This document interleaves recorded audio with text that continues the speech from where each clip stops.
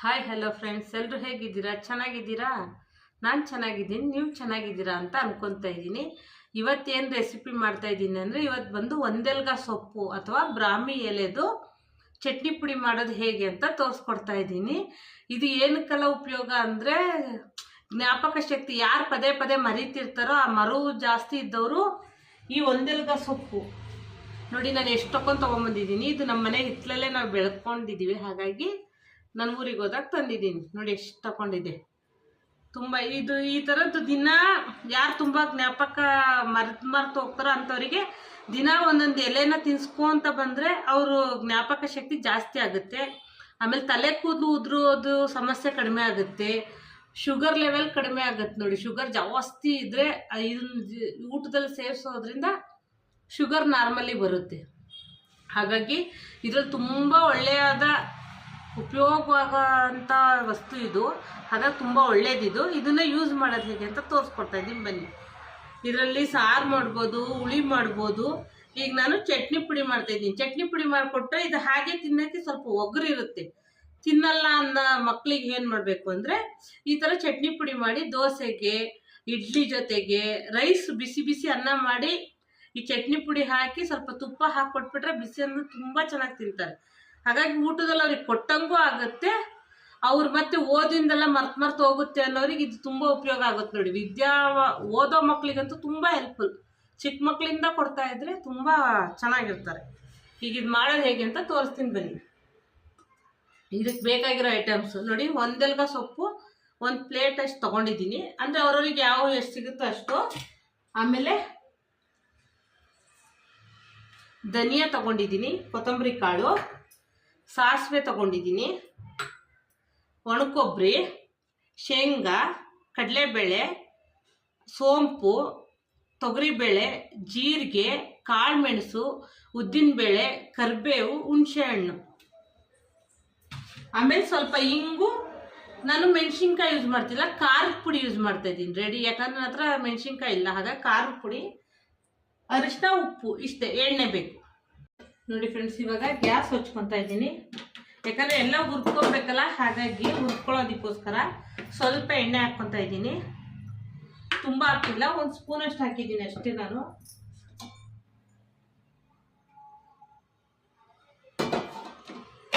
ಈಗ ಮೊದಲಿಗೆ ಕಡಲೆಬೇಳೆ ಹಾಕ್ಕೊತಾ ಇದ್ದೀನಿ ನಾನು. ಕಡಲೆಬೇಳೆ ಮತ್ತು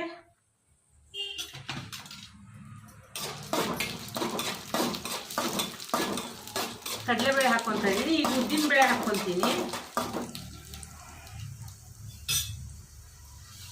ಉದ್ದಿನಬೇಳೆ ಹಾಕ್ಕೊತಾ ಇದ್ದೀನಿ. ಹಾಗೆ ಕಾಳು ಮೆಣಸು ಹಾಕ್ಕೊತಾ ಇದ್ದೀನಿ ನೋಡಿ. ಹಾಗೆ ಜೀರಿಗೆನೂ ಹಾಕ್ಕೊತಾ ಇದ್ದೀನಿ.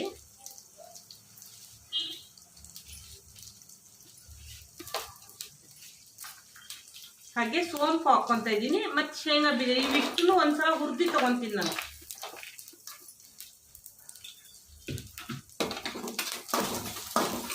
ಯಾಕಂದರೆ ಡ್ರೈ ರೋಸ್ಟ್ ಮಾಡೋದ್ರಿಂದ ನಾವು ಪೌಡ್ರ್ ಮಾಡ್ತಿದ್ದೀವಲ್ಲ, ಚಟ್ನಿ ಪುಡಿ ಅಲ್ವಾ, ಇದನ್ನ ಹೀಗೆ ಹುರ್ಕೊತಾ ಇದ್ದೀನಿ ನಾನು. ಇದ್ರ ಜೊತೆಗೆ ಧನಿಯಾ ಕಾಳು, ಕೊತ್ತಂಬರಿ ಕಾಳು ಹಾಕ್ಕೊತಾ ಇದ್ದೀನಿ ನೋಡಿ. ಈಗ ತೊಗರಿಬೇಳೆ ಹಾಕ್ಕೊತಾ ಇದ್ದೀನಿ.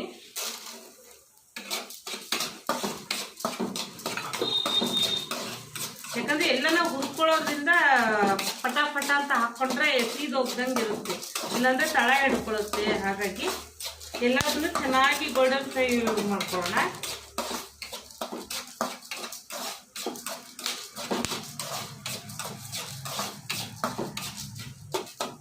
ಹಾಗೆ ಒಣಕೊಬ್ಬರಿ ಹಾಕ್ಕೊತಾ ಇದ್ದೀನಿ.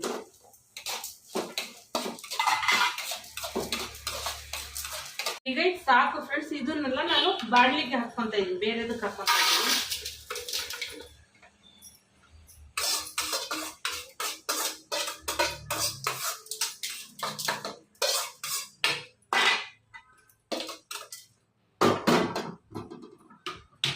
ಈಗ ಕರಿಬೇವಿನ ಸೊಪ್ಪು ಹಾಕ್ತಾ ಇದ್ದೀನಿ.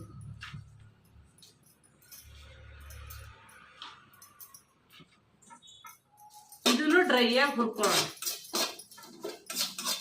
ಇದಾಗಿದೆ, ಇದನ್ನ ನಾನು ಹಾಕ್ಕೊಂತ ಇದ್ದೀನಿ.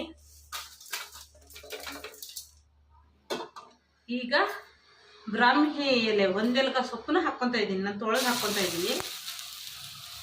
ಇದನ್ನು ನಾವು ಚೆನ್ನಾಗಿ ಹುರ್ಕೊಳ್ಳೋಣ.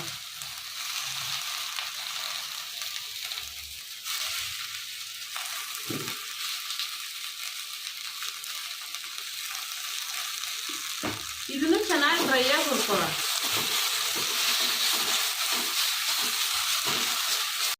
ನೋಡಿ ಈ ತರ ಹುರ್ಕೊಬೇಕು ಸೊಪ್ಪನ್ನ. ಹಸಿ ಇದಾಗಲ್ಲ, ಆದಷ್ಟು ಗರ್ಗರಿ ಆಗೋ ತನಕ ಒಂದು 5 ರಿಂದ 10 ನಿಮಿಷ ಇದು ಹುರಿಯೋದಕ್ಕೆ ಟೈಮ್ ಆಗುತ್ತೆ.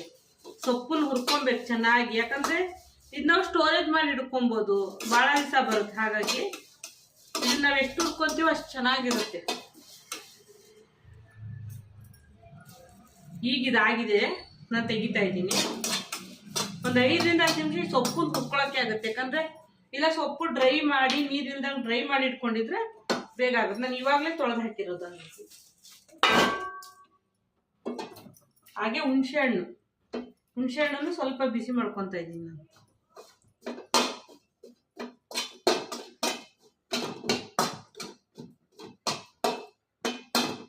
ಹುಣಸೆ ಹಣ್ಣು ಸ್ವಲ್ಪ ಅಷ್ಟೇ, ತುಂಬಾ ಮಾಡ್ಕೊಳಲ್ಲ, ಸ್ವಲ್ಪ ಮಾಡ್ಕೊತೀನಿ. ಬೇಕಾದ್ರೆ ಇದಕ್ಕೆ ಸ್ವಲ್ಪ ಎಣ್ಣೆ ಹಾಕ್ಕೊಬೋದು ಹುಣಸೆ ಹಣ್ಣಿಗೆ.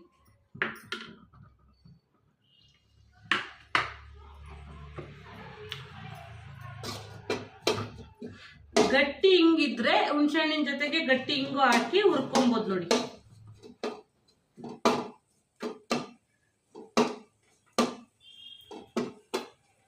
ಈ ರೀತಿ ಹುಣಸೆ ಹಣ್ಣನ್ನು ಎಣ್ಣೆಲಿ ಹುರಿದು ಹಾಕ್ರಿ, ತುಂಬಾ ಟೇಸ್ಟ್ ಚೆನ್ನಾಗಿರುತ್ತೆ. ಈಗ ಇದಾಗಿದೆ, ತೆಗಿತಿದ್ದೀನಿ. ಇದಕ್ಕೆ ಹಾಕ್ತಾ ಇದ್ದೀನಿ. ಈಗ ಸಾಸಿವೆ ಹಾಕ್ಕೊಂತ ಇದ್ದೀನಿ ನೋಡಿ. ಸಾಸಿವೆ ಯಾವಾಗಲೇ ಹಾಕಿಲ್ಲ, ಇವಾಗ ಹಾಕ್ತಾ ಇದ್ದೀನಿ. ಈಗ ಇದನ್ನ ನಾನು ಎಲ್ಲದನ್ನು ತಣ್ಣಗಾಗಕ್ಕೆ ಬಿಟ್ಟಿದ್ದೀನಿ ನೋಡಿ. ಎಲ್ಲ ಮಿಕ್ಸ್ ಆಗಿ ತಣ್ಣಗಾಗಕ್ಕೆ ಬಿಡ್ತೀನಿ. ಸ್ವಲ್ಪ ಆರ್ಲಿ, ಆರಿದ್ಮೇಲೆ ಮಿಕ್ಸಿ ಮಾಡೋದು ತೋರಿಸ್ತೀನಿ. ಈಗ ಇದು ತಣ್ಣಗಾಗಿದೆ. ಇದಕ್ಕೆ ನಾನು 1/4 ಸ್ಪೂನ್ ಅಷ್ಟು ಅರಿಶಿನ ಹಾಕ್ಕೊಂತ ಇದ್ದೀನಿ.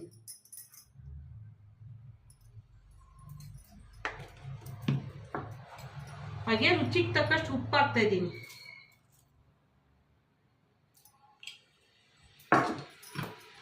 ಅಚ್ಕಾರದ ಪುಡಿ ಹಾಕ್ತೀನಿ ಅನ್ನೆಲ್ಲ ಹಾಕ್ತಿದ್ದೀನಿ ನೋಡಿ. 1 ಸ್ಪೂನು, 2 ಸ್ಪೂನ್ ಅಷ್ಟು ಹಾಕ್ತಾ ಇದ್ದೀನಿ ನಾನು. ಖಾರ ಬೇಕು ಅನ್ನೋದು ನೋಡಿ ಹಾಕ್ಕೊಳ್ರಿ.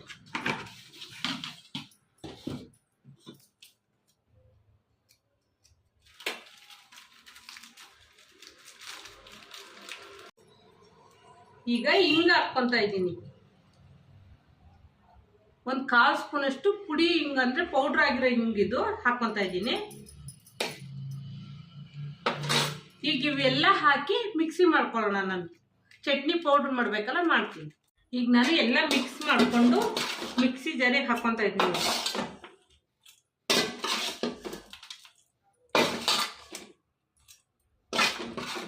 ಅಂದರೆ 2 ಟ್ರಿಪ್ ಹಾಕ್ಕೊಂಡ್ರೆ ಸರಿ ಆಗುತ್ತೆ ನನಗೆ. ಹಾಗಾಗಿ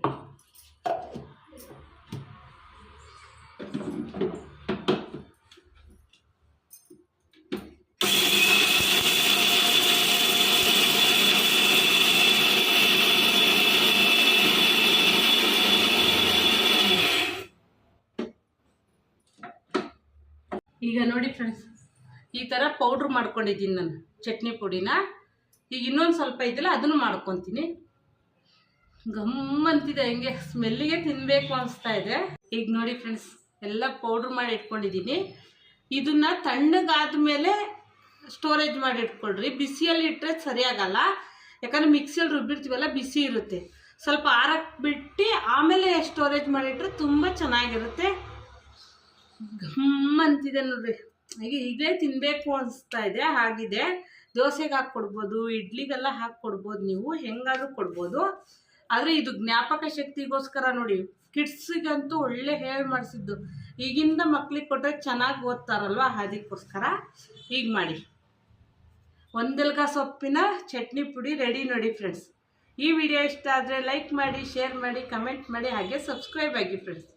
ಬಾಯ್.